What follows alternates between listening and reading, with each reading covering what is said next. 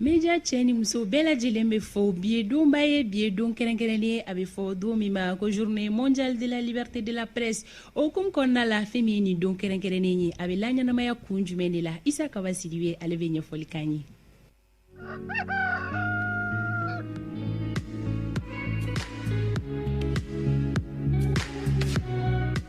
Kaba i ni sɔgɔma. Fanta tɛmɛ k'i fo ka Amadou El Konare fo ka an lamɛnbaga n'an filɛbagaw bɛɛ lajɛlen fo mana kɛ fan o fan. I bisimila. Saha. Kaba bi ye 3 mai an b'a dɔn san o san 3 mai fɛn min ye nin don kɛrɛnkɛrɛnnen ye a bɛ laɲɛnamaya kunnafonidilaw tɔgɔ la kun jumɛn de la nin don in bɛ laɲɛnamaya. Ale kelen tɛ kunnafonidilaw ka don kɛrɛnkɛrɛnnenw ye hali n'o y'a sɔrɔ arajo don fana bɛ yen nka 3 mai san o san mai kalo tile 3 o talen bɛ kɛrɛnkɛrɛnnenya la k'o ɲɛsin kunnafonidilaw ka hakɛ lakanali. N'i ye baara fɛn fɛn ta ka lajɛ walima n'i ye mɔgɔninfin catégorie fɛn fɛn ta ka lajɛ i bɛ t'a sɔrɔ hakɛ dɔ bɛ bɛɛ ye i ka baara hukumu kɔnɔ a bɛ b'a fɔ mɔgɔ minnu ye lakanabagaw olu ka hakɛ bɛ yen nɔ mɔgɔ minnu ye dɔnkilidalaw olu ka hakɛ bɛ yen nɔ nka kunnafonidilaw ka hakɛ ye hakɛ kɛrɛnkɛrɛnnen ye baara kan ka boli ni minnu ye jateminɛw y'a jira k'a fɔ kunnafonidilaw bɛ baara min kɛ baara sensible don tuma dɔw la a mana kɛ cogo o cogo n'i ma don finman gasi la i bɛ don jɛman gasi la o de hukumu kɔnɔ ka jateminɛ kɛ kunnafonidilaw tiɲɛ don sariya bɛ yen min bɛ u fana ni ɲangi nka hakɛ minnu ni o dilen don u ma o lakanabaliya hukumu kɔnɔ fo san o san don dɔ ka sɔrɔ don min hakililajigin bɛ kɛ bɛɛ lajɛlen ye k'a fɔ ko aw ɲɛ bɛ nin mɔgɔ ninnu na ninnu bɛ nin baara min na tuma dɔw la fɔ ko hakili to u fana ka hakɛ la o de hukumu kɔnɔ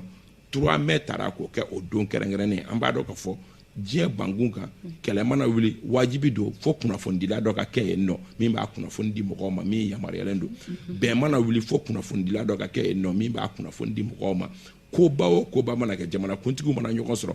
a bɛ tɛmɛ mɔgɔw ɲinɛ ma kuma dɔw la k'a fɔ ko kunnafonidilaw bɛ baara belebeleba la mais nin ye fana ye o hukumu kɔnɔna de ye ka se ka mɔgɔw hakili jigin k'a fɔ ko aw ɲɛ bɛ ninnu minnu na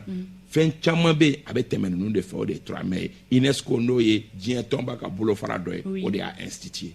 D'accord Kaba i ni ce ni kunnafoni ninnu na Amadu. Kaba n'i ye hakɛ min ye k'a dɔn i n'i ka hakɛ fɔ yɔrɔ o yɔrɔ i ka kɛta i b'o yɔrɔ fɔ est-ce que an bɛ se k'a fɔ bi kunnafonidilaw ka kɛtaw ye mun ye est-ce que u fana bɛ k'a kɛ a kɛcogo ɲuman na walasa u ka hakɛw ka se ka labato u ye. Fɛn fɔlɔ ye min ye n'i ye a kimɛ hali diɲɛ bankun kan i b'a ye k'a fɔ kɛta tellement que kɛta yanga ka bon ka se hakɛ ma fo tuma dɔ la mɔgɔw bɛ ɲinɛ kunnafonidilaw ka baara kɔ k'a fɔ ko kunnafonidilaw bɛ baara kɛ e k'a imaginer don kelen da kelen k'a fɔ ko kunnafonidila si ma baara kɛ diɲɛ kɔnɔ nin don kelen c'est que ça fait a lajɛ Mali yɛrɛ kɔnɔ arajo dayɛlɛ bɛ yen arajo bɛ mɔgɔw ka culture la cogo min k'a fɔ ko sɔgɔmada fɛ mɔgɔw ka wuli mɔgɔ ba caman de bɛ yen la première des choses diɲɛlatigɛ kɔnɔ n'u wulila ni arajo ni bɛ min bolo o bɛ arajo ta arajoba bɛ du caman kɔnɔ u bɛ arajoba ta k'a brancher fɔlɔ bɛɛ n'i ka arajo dɔ o b'a bila arajo dɔ la o ye fɔlɔ ye filanan mɔgɔw mana du ka mobili kɔnɔ o bɛ fɛn fɔlɔ min kɛ o bɛ arajo k'a la o bɛ kunnafoni de fɔlɔ ɲini donc kɛta siga foyi tɛ a la kɛta dafalen don a ɲɛ 40 ma mais a bɛ se ka kɛ majɛ dɔw bɛ a la an bɛ se ka minnu kuma fɔ majɛ dɔw b'a la an b'a kuma fɔ mais kunnafonidilaw diɲɛ kɔnɔ ani Mali kɔnɔ kunnafonidilaw y'u jɔyɔrɔ fa a jɔyɔrɔ fa cogo yɛrɛ la ka sɔrɔ kɛ bibi in na bɛɛ b'a dɔn k'a fɔ ko kunnafoni mana cu Mali kɔnɔ a fan o fan i bɛ taa sɔrɔ hali n'a kɛra kunnafonidila kelen ye o b'a kunnafoni di ko o ko mana kɛ attaque mana kɛ bingani mana kɛ ko o ko mana kɛ i b'a sɔrɔ a tɛ dogo nka a kimɛli kɔnɔ an b'a ye k'a fɔ peut-être que majɛw bɛ a la minnu n'an bɛ se k'olu kuma fɔ violation bɛ a la fɔcogo juguw bɛ a la damakɛɲɛbaliyaw bɛ a la olu y'a kuma wɛrɛw ye mais min ye kunnafoni di kɔni baara ye a dafalen don Mali kɔnɔ. D'accord an ye faamuyali sɔrɔ o la Kaba fɛn min ye bi 3 mai ye programme ye jumɛnw ye an fɛ yan nɔ Mali kɔnɔ. Programme ye min ye diɲɛ yɛrɛ bankun kan o kɛlen don ka thème i b'a dɔn k'a fɔ nin suguyaw n'a bɛ kɛ thème mondial bɛ bila thème min ni a bɛ laɲini jamana bɛɛ lajɛlen fɛ u ka kuma o kan k'a sɔrɔ k'o nafa ka bon ɲinan thème mondial ye min ye o ye k'a fɔ l'information comme un bien public ko kunnafoni ye sɔrɔ de ye sɔrɔ min ni bɛɛ lajɛlen jɛ don o ye a thème mondial ye nka anw fɛ yan nɔ Mali kɔnɔ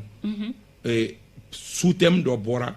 parce que anw yɛrɛ fɛ diɲɛ do ni diɲɛ ye thème mun bɔ o nafa ka bon mais anw fɛ gɛlɛya wɛrɛ bɛ anw ka baara la o ye diɲɛ kunnafoni di minan kuraw oui olu nafa n'u kɔlɔlɔ ok parce que bɛɛ b'a dɔn k'a fɔ bi diɲɛ kunnafoni di minan kuraw ye jumɛn Facebook ni WhatsApp ni Twitter ni fɛn ninnu de ko don olu kɔlɔlɔ jumɛn bɛ anw ka kunnafoni di baara kan an bɛ don min na bi donc an ka jamana kɔnɔ kuma bɛ kɛ thème ba in kan kuma bɛ sinsin nin fɛnɛ kan o de hukumu kɔnɔ maison de la presse i n'a fɔ o de ye kunnafonidilaw ka so belebeleba yɛrɛ n b'a ɲɛfɔ mɔgɔ ye kuma ko kunnafoni di jɛkuluw bɛ yen nɔ kunnafoni di jɛkulu caman bɛ yen kunnafoni sɛbɛnnaw ka jɛkulu bɛ yen radio baarakɛlaw ka jɛkulu bɛ yen kunnafoni sɛbɛnnaw ka ɲɛmaayaso jɛkulu o tɔgɔ ye ko ASEP radio baarakɛlaw o tɔgɔ ye ko IRTEL kunnafonidila musow ka jɛkulu bɛ yen kunnafonidila a camanba bɛ yen nka olu bɛɛ bɛ maa min ka hukumu kɔnɔ a bɛ fɔ o de ma ko maison de la presse olu kɛlen don ka dɔgɔkun yɛrɛ de ta baara in kama a baara yɛrɛ bɛ daminɛ bi ntɛnɛndonya la ni a ouverture ye o bɛ kɛ ministre min ni o ɲɛsinnen bɛ kunnafoni ko ma o bɛ ko o ka lahalaya kɔnɔ n'o bɔra yen nɔ dɔrɔn debaba dɔ bɛ sigi min bɛ laɲɛnamaya haki maa dɔ fɛ ni o ye Ahmed Cissé ye kuma bɛ kɛ min kan o ye l'information comme bien public thème mondial o baro fɔlɔ bɛ sigi o kan n'o bɔra yen nɔ thème wɛrɛ bɛna sigi protection sociale des journalistes kunnafonidilaw ka lakanako sɔrɔ sira kan lakana tɛ farikolo lakana ko tɛ mais sɔrɔ sira kan protection sociale i n'a fɔ u ka AMO ko u ka INPS ko an b'a dɔn k'a fɔ kunnafonidilaw t'u yɛrɛ gundo fɔ ka caya n'o tɛ gɛlɛyaba bɛ nin baaraw la kunnafonidila fanba bɛ vie précarité dɔ kɔnɔ gɛlɛya dɔ kɔnɔ i tɛ se ka da la Fanta Tomoda n'o bɔra yen nɔ ORTM mɔgɔw ani an télé privéw bɛɛ lajɛlen an kan ka jɛmukan dɔ fɛnɛ ni enregistré jɛmukan min ni o bɛ tali kɛ cybercriminalité bibi na maa minnu ni an b'a f'u ma ko brouteurs yɔrɔ olu fɛnɛ caman ba bɛ kunnafoni di minan kura ninnu kɔnɔ olu kisa bɛ kɛ cogo di o ni kunnafonidilaw ka baara bɛ bɔ ɲɔgɔn na cogo di paro de la sigi bɛ kɛ o kan o min ni o bɛ laɲɛnamaya bi yɛrɛ fɛnɛ ni n'o bɔra yen nɔ mercredi conférence bɛ sigi l'image des enfants mɔgɔw bɛ denmisɛnninw ja bila kunnafoni di minɛnw kan u tɛ u janto a kɛcogow la paro de la sigi bɛ kɛ o fɛnɛ kan donc c'est pour tout simplement te dire que k'a daminɛ lundi na ka taa bila fo vendredi a bɛɛ bɛ kɛ kunnafoni di baara hukumu kɔnɔ nka Fanta Tomota o fɛnɛ kɛrɛfɛ groupe renouveau fɛnɛ kɛlen don ka jɛmukan spécial sigi k'a daminɛ bi ntɛnɛndonya ka taa bila fo jumadon par exemple bisu in na Umar Baru Sidibe ale ni kunnafonidila camanba fɛnɛ bɛna baro kɛ kunnafonidi lahalaya kan sini su fɛ ne ni kunnafonidila minnu ni olu bɛ bɔlɔlɔ sanfɛ ne n'olu fɛnɛ kan ka baroba kɛ bɔlɔlɔ kɔlɔlɔ kunnafonidi hukumu kɔnɔ ne n'olu fɛnɛ kan ka baro k'o kan maa welele olu dɔnnen don ka ban mercredi fɛnɛ ni sogoba fɛnɛ ni dɔw kan ka baro kɛ jeudi Janjo Massa ni dɔw kan ka baro donc tout un programme tɔ renouveau ɲɛmɔgɔyaso b'a la se min ni an bɛna laɲɛnamaya ko ninnu ka se ka ɲɛfɔli kɛ u kan siga t'a la n dalen b'a la kanubagaw nisɔndiyalen don ka kɛɲɛ ni kunnafoniya ninnu ye ka bɔ kumakuncɛ kuma an ka sɔrɔ ka n tɛmu datugu kumakuncɛ kuma Amadu tun ye min fɔ an bɛ se o ma dɔɔni fɛngɛw bɛ avantage bɛ kunnafoni di baara la bi nka gɛlɛyaw fana bɛ a la a gɛlɛyaw ye jumɛn ye a gɛlɛya fanba fɔlɔ bɔra marabagaw yɔrɔ la ka sababu kɛ marabagaw ye kunnafoni di baara to yen nɔ a yɛrɛ ma ten tɔ o kɛra gɛlɛyaba ye gɛlɛya minnu ni kunnafonidilaw yɛrɛ bɛ k'u yɛrɛ ɲini o kɔnɔ a filanan ye min ye kunnafoni di jɛkulu ɲɛmɔgɔw a kɛra hakɛ dɔ la tuma dɔ la u fana y'u jɔyɔrɔ bila baara in kɔnɔ u ye bɛɛ to yen bɛɛ k'i sago kɛ o kɛra sababu ye ni ne bɛ Amadu bolo kunnafoni di baara la Amadu ka journal la kunnafoni di baara la Amadu bɛ ne maltraiteli min kɛ ne dimibagatɔ bɛ bɔ Amadu fɛ yen ne bɛ taa ka taa n ka kunnafoni di minɛn créer n yɛrɛ ye ne fana bɛ Tomota ta Amadu ye min ɲɔgɔnna kɛ ne na ne bɛ tila k'o kɛ e fana na e fana bɛ dimi e bɛ taa i ka kunnafoni di minɛn créer ainsi de suite fo k'a kɛ journal ye ba caman ye mais i bɛ taa sɔrɔ n'a fɔra ko ka journaliw wele i bɛ taa sɔrɔ journal damadɔni de bɛ se ka bɔ k'u jɔ i bɛ taa sɔrɔ dɔw yɛrɛ b'a fɔ k'a fɔ ko olu ta ye dɔgɔkun kɔnɔ siɲɛ kelen ko journal bɛ bɔ o la mais i bɛ kalo 6 kɛ i t'o journal ye kiosque la ok o ye gɛlɛyaba ye radio la même chose t'a sɔrɔ mɔgɔ dɔ dimibagatɔ bɛ taa radio dɔ fréquence ɲini ka radio dayɛlɛ mais condition foyi tɛ a bolo ni a yɛrɛ bɛ min sɔrɔ ale kelen pe de bɛ balo radio la sinon radio baarakɛla tɔ si tɛ se ka balo radio la radio camanba bɛ Bamakɔ ce qui fait que radio tigiw obligera ka radio di wantere la furafeerelaw ma furafeerelaw bɛ tilen ka kuma nasuguya bɛɛ fɔ radio sanfɛ oui parce que olu bɛ fitini min di walasa kuransɔngɔ ka se ka sara ka sɔrɔ radio ma dabɔ o kama parce que olu bɛ o yɛrɛ min kɛ fɔlɔ furafeerelaw ka hakɛ to mais o yamaruyalen yɛrɛ tɛ radio kan ok fɛn dɔw bɛ olu publicité tɛ kɛ fura publicité tɛ kɛ d'accord diɲɛ banku yɛrɛ kan fura publicité tɛ kɛ i delila ka jɔn mankan mɛn k'a fɔ ko n ka pharmacie hali pharmacie publicité kɛ télé la jamais donc radio tigiw ye radio di olu ma o cogoya la ten tɔ n'a nana télé fan fɛ o ko kelen bɛ ka na télé fana na bɛɛ y'i teliya ka taa télé san mais contenu n'i ye jɛmukan dɔ créer bi n'i ye télé fɛ show créer bi sini sɔgɔma i bɛ taa sɔrɔ bɛɛ taara télé fɛ show ɲɔgɔnna kɛ siga t'o la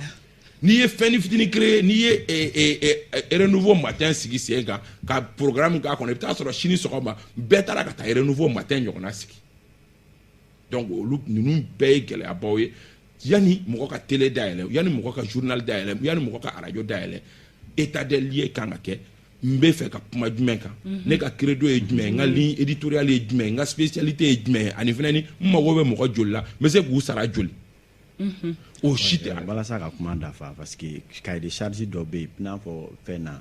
an bɛ se k'a fɔ haki fana ka sɔɔri kow ye ko caman cɛ sinon radio dayɛlɛli la maa o maa bɛ yen k'i ye promoteur ye gafe dɔ b'a kɔnɔ i bɛ maa joli sara u ka condition sociale INPS ye jumɛn ye nka radio hakɛ min dilen don haki maaw fɛ radio kelen t'a la minnu bɛ yen ko maa bɛ se k'a fɔ ko haki bɛ n'u sɛgɛsɛgɛ a ɲɛma k'a fɔ i ka mɔgɔ joli sara joli bɛ INPS la ni min ka mankan wulila n'o ye kumanikɛ u b'a balimaya fɔ u b'a sama u b'a kuru k'a a banna donc i b'a ye k'a fɔ o kɔlɔlɔw bɛ ka kɛ sababu ye hali ka maa dɔw bila maa buruja la parce que maa o maa bɛ yen k'o b'i ka 100 d'i ma k'i ka nasɔngɔ di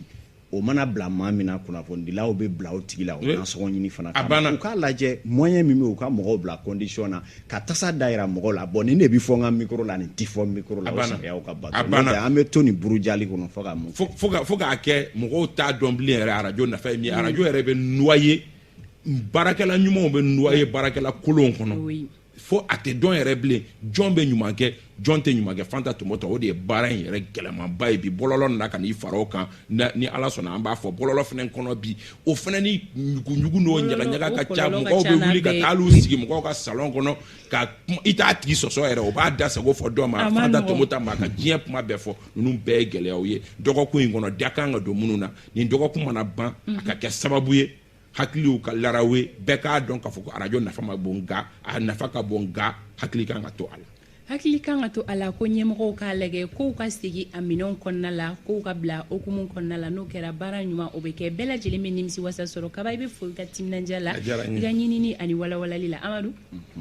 wagati tɛmɛna merci ka kanubaga kelen kelenna bɛɛ lajɛlen fo an se kɛra kunnafoni min ye bi ka di aw ma o bɛ tali kɛ na an bɛ aw bɛɛ lajɛlen fo aw ka timinadiya la yan'an ka wuli an bɛ taga Moribabugu mairie kɔnɔ fɛn min mairie an bɛ sɔgɔmadafɛ foli di a ma jara Amadu bɛ yen nɔ an b'a fo fo ka taa se Alpha Yaya ma ka kanubaga bɛɛ lajɛlen fo sisan an bɛ wuli nɛgɛ kaɲɛ 9 e ma fifa min nuna wo ale bɛ dugu kunkanko kɛnɛ sigi sini sɔgɔma 8h pile an bɛ ɲɔgɔn sɔrɔ yan nɔ ala ka tile yɛrɛ